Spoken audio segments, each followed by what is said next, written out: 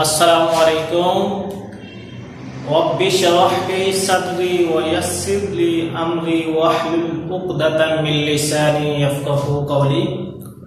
Dear student, my name is H.M. Bilal.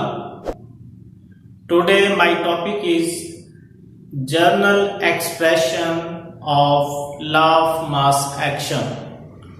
Dear student, आज हमने जो पढ़ना है वो जर्नल एक्सप्रेशन है लॉ ऑफ मास एक्शन का। तो डियर स्टूडेंट, अब हम चलते हैं अपने टॉपिक की तरफ।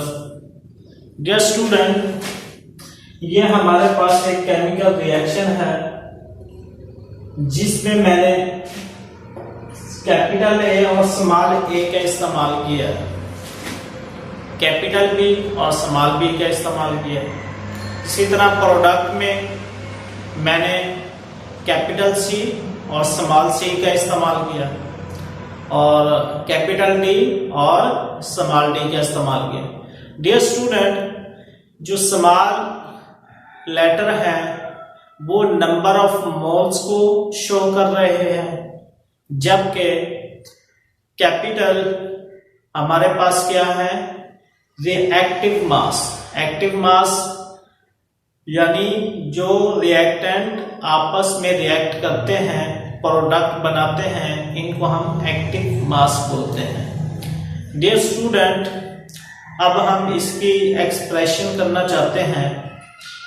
Late us apply law of mass action for a general reaction. This reaction consist of two reaction, forward reaction and reverse reaction. Dear student, ये रिएक्शन हमें रिवर्सिबल रिएक्शन के मुतालिक बता रहा है, जिसमें फॉरवर्ड भी है और रिवर्स रिएक्शन भी शामिल है, यानी ये आगे की तरफ भी जा रहा है और बैकवर्ड भी आ रहा है। डियर स्टूडेंट, नेक्स्ट इसकी स्टेटमेंट यूं है, the rate of chemical reaction is directly proportional to the product concentration of reactants। ये हमारे पास reactants हैं, तो ये हमारे पास नंबर ऑफ मोल्स हैं। ये जब हम इसकी एक्सप्रेशन करेंगे ये एज अ पावर के तौर पर इस्तेमाल होंगे। Dear student, equal to their number of moles in the balanced chemical equation of a reaction। Dear student, अब हम चलते हैं अपने यानी लॉ ऑफ मास एक्शन की एक्सप्रेशन की तरफ। अब सिर्फ ये सेम उसी तरह है जैसे कल हमने पढ़ा लॉ ऑफ मास एक्शन, इसकी सिर्फ हमने पावर का इस्तेमाल करना है और बाकी सारा सेम तरीका है। डियर स्टूडेंट, अब हम चलते हैं जर्नल एक्सप्रेशन। जर्नल एक्सप्रेशन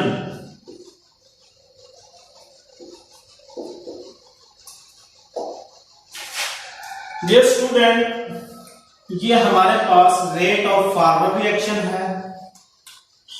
सबसे पहले हम लिखेंगे रेट ऑफ फॉरवर्ड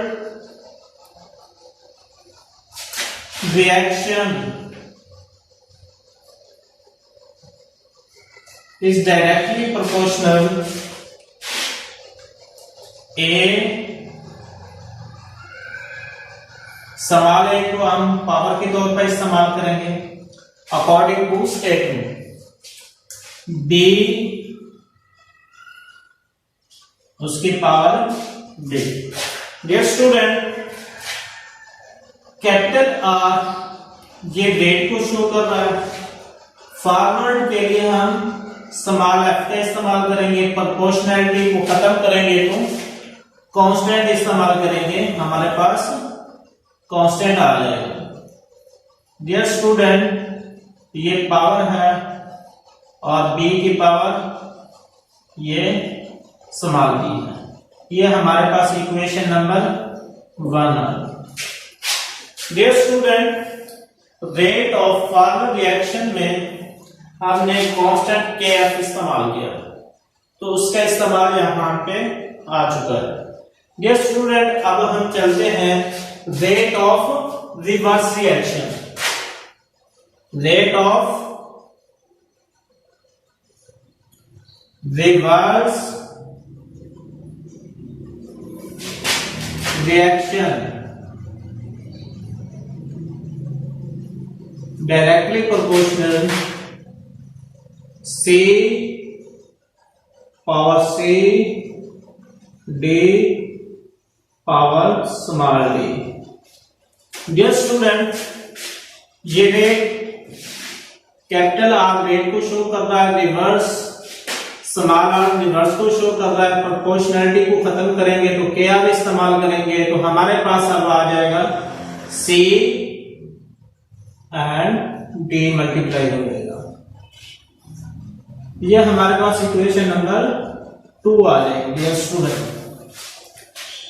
पहले मैंने यहां पे बताया कि रेट ऑफ फॉरवर्ड रिएक्शन है, वहां पे मैंने बताया है rate of reverse reaction. Dear student, at equilibrium जब एस्टेब्लिश होती है तो उस वक्त क्या होता है, एट इक्विलिब्रियम, एट इक्विलिब्रियम उस वक्त क्या होता है, rate of forward reaction equal हो जाता है रेट ऑफ रिवर्स रिएक्शन। अब यहां पे हम लिखेंगे rate of forward reaction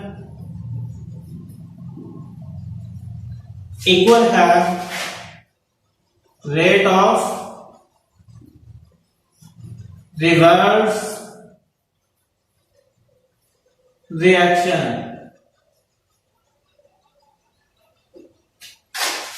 dear student, rate of forward को हम यूं भी लिख सकते हैं according to equation number 1 and equation number 2। Dear student, rate of forward की वैल्यू हमारे पास है KF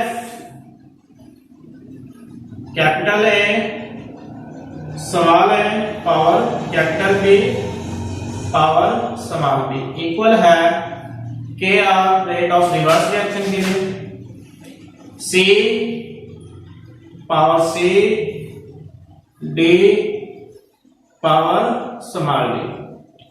डियर स्टूडेंट, KF यहां पे मल्टीप्लाई हो रहा है, KR यहां पे मल्टीप्लाई हो रहा है।